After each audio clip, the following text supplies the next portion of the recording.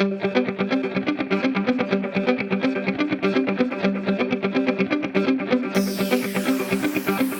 to the Marketing Remix, presented by Red Door Interactive. I'm Reed Carr, CEO of Red Door Interactive. Our show is a senior level marketer's resource for navigating our ever-evolving landscape. In each episode, in about 20 minutes, experts from different marketing disciplines representing different buyer touchpoints tackle one important marketing topic. Then, what do you need to know, and how does it affect the buyer? So we're here to talk about the art of the creative brief. Before executing any type of creative campaign, it's essential that its foundational elements be outlined in the form of a well-thought-out creative brief. Essentially, a good creative brief does the heavy lifting, allowing your creative team to bring to life the message you want to communicate and develop the most effective, captivating creative work possible. So, what goes into a successful creative brief? For this episode, we have joining us Patrick Cinco, our creative director, and Zach Leffers, our senior strategic planner, both integral parts of executing creative, developing our creative briefs, and really thinking through the strategy to bring these ideas to life. So thanks for joining us, guys. Yeah, Travis. Absolutely. So I'm going to start off first. Zach, why don't you answer this one, which is, what is a creative brief and what is its purpose? Yeah, so creative briefs are kind of why I work at Red Door. They're my favorite part of my job. So it's like, you got to have a business problem. That's why we're here. And the creative brief is a strategic solution to lead into a creative solution to that problem. So, it's probably going to be advertising based, right? And so you take the problem, you figure out who you're going to matter to and how you're going to matter, what will solve that business problem. And then from there, it's about developing a strategy that leads into the creative that's going to do that work. It's kind of like from point A of finding a good problem to solve for the business to that handoff of how are we going to bring this to life and work to solve it. Awesome. And Cinco, actually from your side, what's the purpose of a creative brief to you on the creative side? Yeah, I mean, the way that the way that my team and I kind of use these are a little bit of our north, right? It's, I kind of entrust our business management team and Zach's team to really work through a lot of the challenges, a lot of the marketing initiatives of our clients, look at kind of the competitive landscape, and then identify opportunities for my team to really build an effective and unique message to kind of address any of those marketing needs that the client's looking for. So if anything, it's a little bit of a blueprint. It's kind of the message that we anchor all of our creative and our ideas against.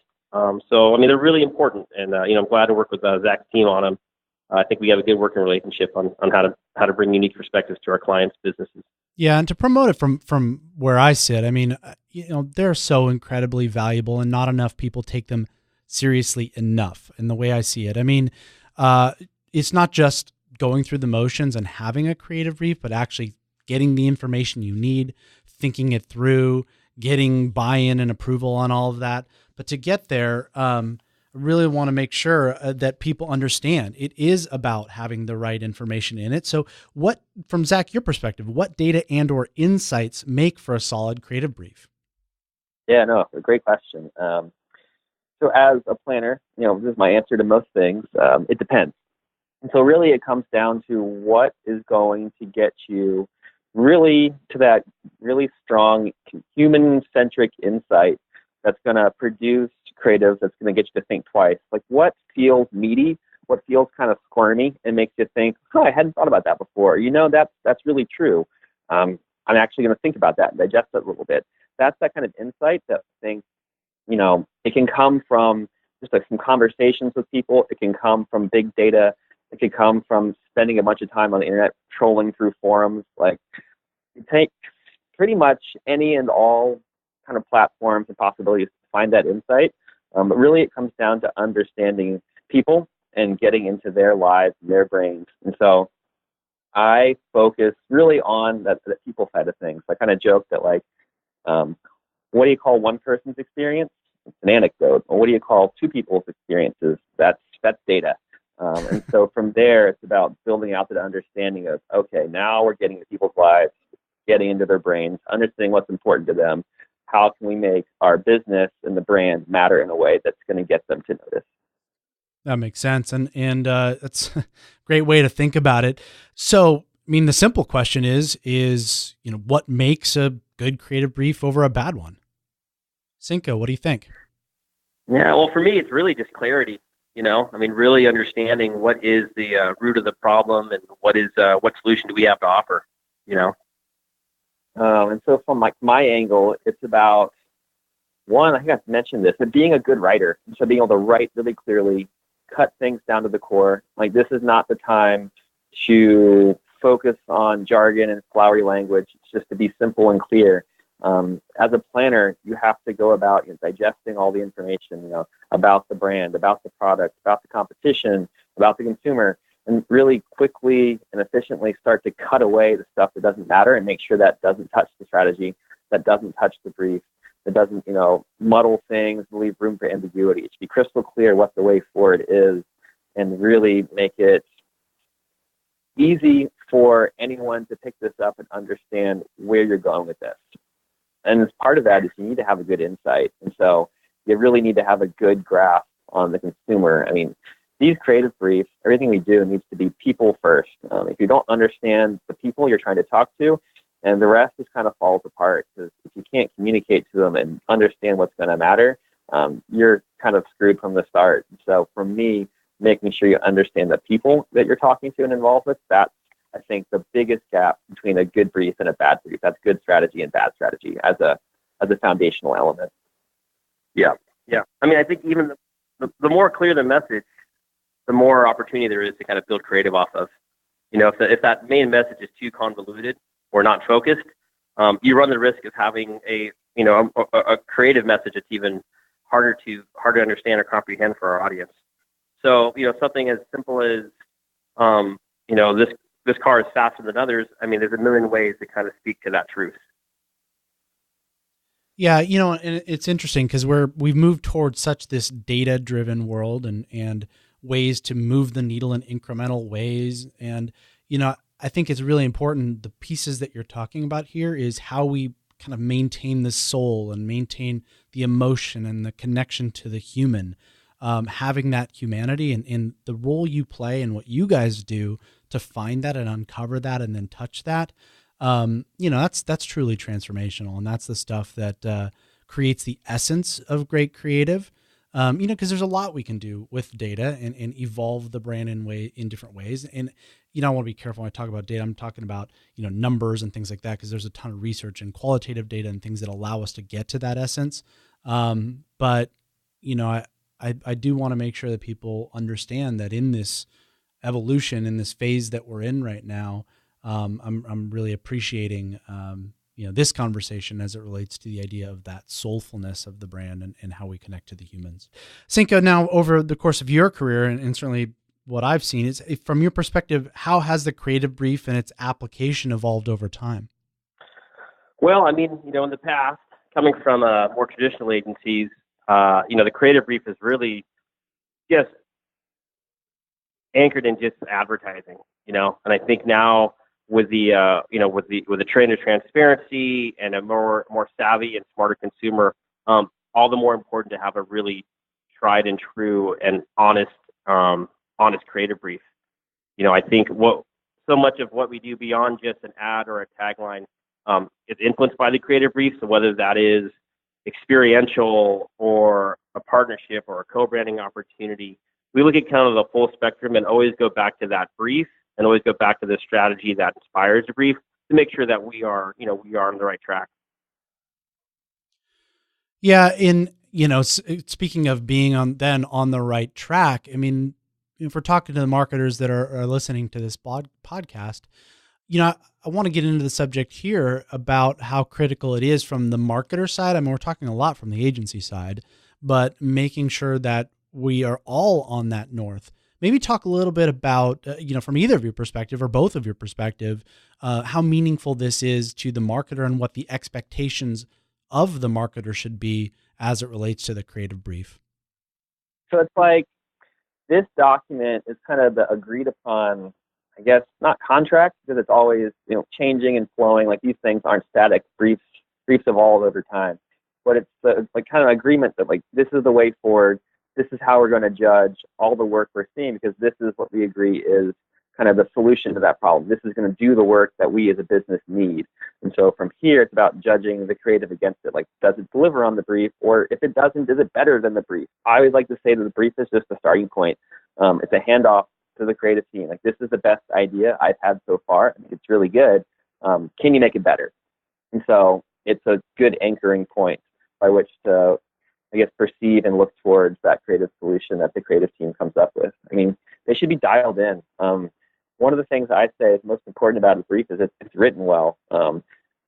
I'd say more often than not, we can get a little lazy and a little bloated in our wording. We like to be creative and like to write ourselves, but this should really cut to the bone and just give you the truth to the creative team. Let them do the creative work. And so, is it clear? Is it crystal clear? Does it feel true? And does it feel like it's going to matter?